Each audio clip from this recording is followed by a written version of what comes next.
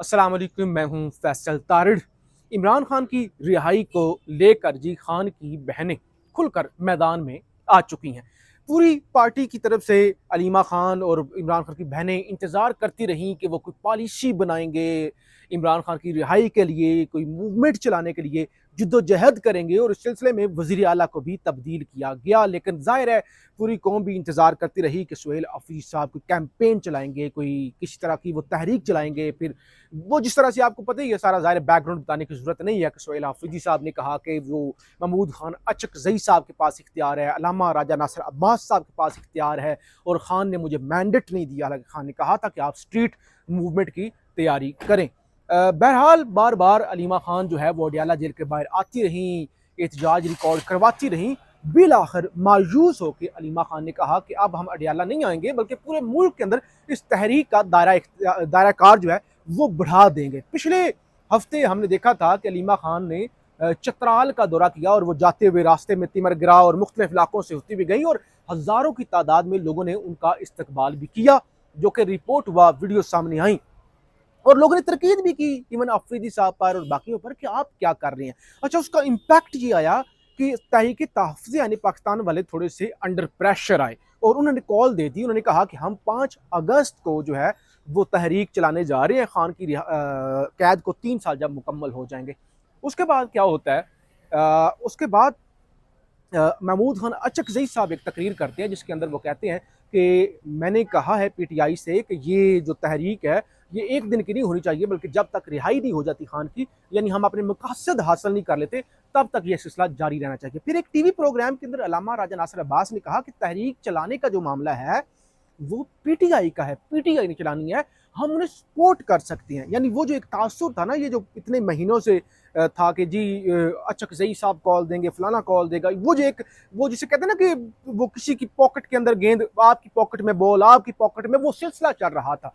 लिहाजा अलीमा खान साहिबा मायूस हो गई, या खान की बहनें ज़ाहिर मायूस हुई होंगी कि ये कुछ नहीं करने वाले, तो इसलिए वो सामने आई। अब खबर क्या, खबर ये है कि अलीमा खान कल बरोज एतवार 19 जुलाई को खैबर पख्तूनख्वा में स्ट्रीट मूवमेंट कैंपेन का राउंड 2 शुरू करेंगी। अलीमा खान मुख्तलिफ इलाकों में अवामी इस्तकबालिये से खिताब भी करेंगी। तो बहरहाल KPK के अंदर उन्होंने निकलने का भरपूर तरीके से फैसला कर लिया है, और PK 25, PK 26, PK 27 की आवाम इमरान खान की जो है वो बहनों का इस्तकबाल करेगी। ये बुनेर के इलाके हैं, जोड़ चौक है, सवारी चौक है, बेला चौक है, और मुख्तलिफ इलाके हैं बुनेर के, सवात के, जहाँ पे ये मूवमेंट होने जा रही है। तो लिहाजा एक मूवमेंट ये हो गई शुरू जो अलीमा खान ने कर दी है, जिसका पावर शो बाकायदा नजर आएगा। एक मूवमेंट कल के दिन हुई थी, जो आपको बताया था कि अकोड़ा खटक तक नौशहरा के अंदर जो इकबाल आफरीदी साहब हैं वो निकले थे, और दीगर जो है वो निकले थे, तो अच्छी खासी तादाद उनके साथ भी मौजूद थी। तो लिहाजा अब जो मुज़ामती आवाज़ें हैं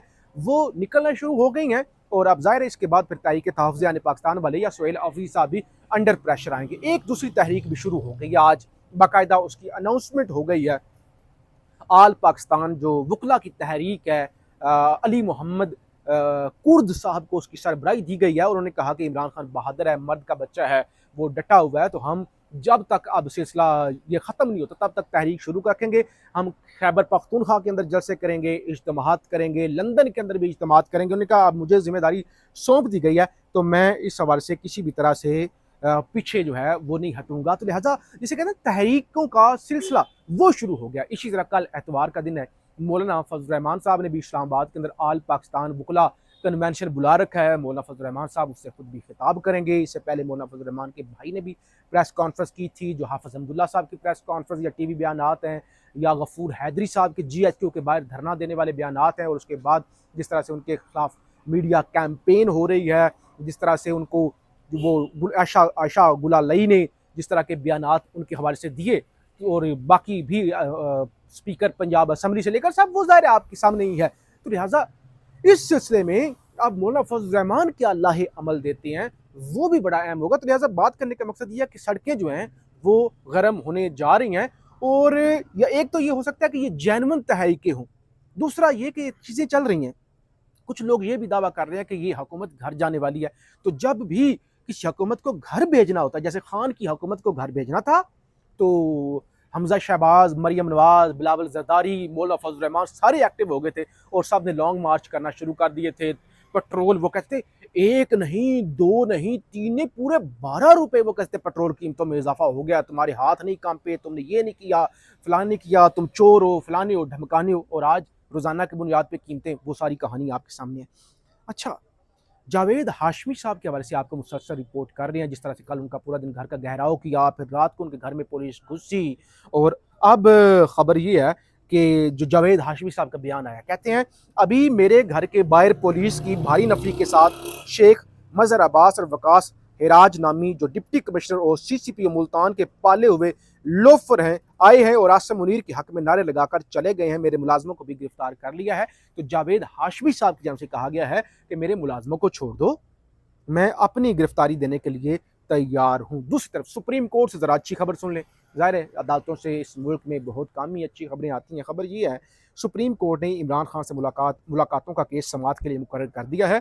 जस्टिस मोहम्मद अली मजहर की सरबराही में 3 रुकनी बेंच 20 जुलाई को समाअत करेगा।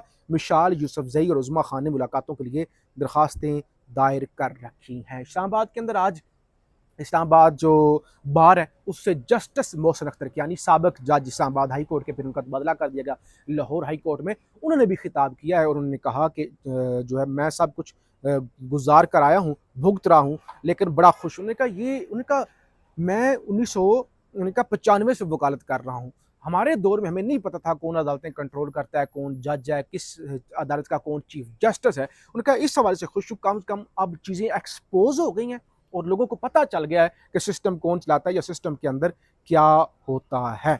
अच्छा, आखिरी खबर क्योंकि पेट्रोल से जुड़ी हुई, आज अली परवेज मलिक साहब का बयान आया है। मैंने आपको कहा था ना कि अच्छी चीज़ें अपने क्रेडिट में ले लो। शहबाज शरीफ का विजन, शहबाज शरीफ साहब ने जो है वो खराज तहसीन कीमतें कम कर दी और बढ़नी हो तो ओगरा पे डाल दो। जैसे रोज़ाना की बुनियाद पर टमाटरों की कीमतें बढ़ती हैं, भिंडियों की कीमतें बढ़ती हैं, तो उस तरह से रोज़ाना की बुनियाद पर सब्जियों की तरह पेट्रोल को बना दो।